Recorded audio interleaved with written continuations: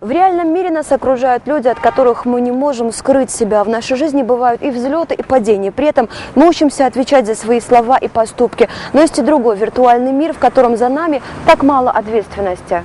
Раньше в виртуальном мире писали фантасты, теперь же это стало нашей реальностью. Обманчивой реальностью, в которой зачастую мы более чем откровенны или же наоборот. Самая яркая черта социальной сети – возможность создавать виртуальный образ, который легко корректируется. Неизвестно, когда именно началась традиция прятаться за чужим лицом, но совершенно очевидно, что она продолжается и более того набирает обороты. То, что поведение пользователей интернет-сети выходит из-под контроля, совершенно очевидно на примере популярных в Абхазии социальных сетей. Анонимная развязанность, то есть люди ведут себя развязанно, потому что они знают, что они не будут нести ответственности за свои слова. И эта анонимная развязанность, она постепенно переходит в наш быт. Конституция гарантирует нам невмешательство в нашу личную жизнь. То, что сегодня делают анонимы, это нарушение Конституции. Именно с этим связан мой призыв к прокуратуре. С требованием пресечь анонимщиков в Генеральную прокуратуру обратилась Ассоциация работников СМИ Абхазии.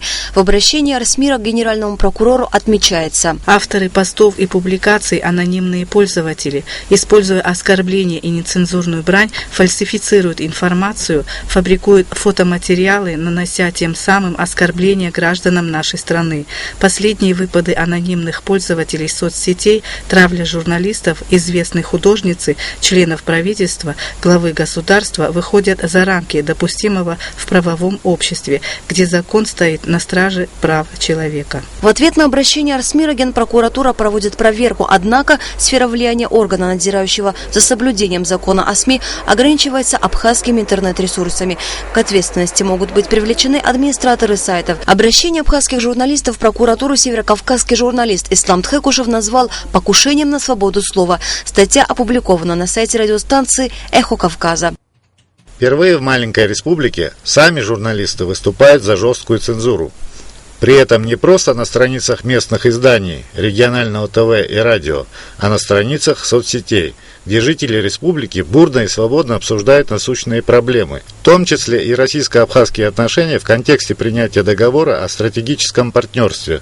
Почему для ассоциации, объединившей многих журналистов в Абхазии, социальные сети вдруг превратились в источники лжи и провокаций? Новые технологии, новые способы реализации информации ставят перед нами новые вызовы. Раньше такого просто не было. Не было социальных сетей, не было чатов, не было возможности зарегистрироваться под каким-то ником или анонимным именем. И, соответственно, не было возможности безнаказанно, мы будем говорить, прямо поливать грязью граждан, там, государства и так далее, и так далее. И поэтому эти нормы никаким образом в достаточной степени не отражены в законодательстве. Эта проблема стоит, я думаю, не только перед Абхазией, перед многими странами. Специалисты в области информационных технологий говорят, что вычислить пользователя анонимщика крайне сложно. Для этого требуется спецтехника и кропотливая работа. Но результат возможен, ведь как-то вычисляют даже хакеров. В заключение хотелось бы обратить ваше внимание на недавний пост одного из пользователей, пишущего, кстати говоря, от своего имени. В публикации он обращается к своим воспоминаниям. Как-то меня вызвал президент Ардзенба. После короткой беседы он пригласил меня в комнату отдыха, которая была заполнена наполовину какими-то документами. Показывая на них, он произнес: «Если я это обнародую, то в Абхазии начнется гражданская война. Здесь лежат материалы доносов в 30-е и 40-е годы. Самое ужасное в этих документах было то, что эти нелюди доносили на родственников, соседей, уважаемых в обществе людей. Тысячи безвинно загубленных жизней. Был уничтожен цвет нации». Выходя из комнаты, Владислав с тревогой сказал: «Ты представляешь, что было бы с нашим народом, если бы мы проиграли войну? Ведь такие подонки есть во все времена». Нужны ли здесь комментарии? Асида Малия, Саид Агухава, Джамбул Чхапелия, Артур Каланди, Абхазское телевидение.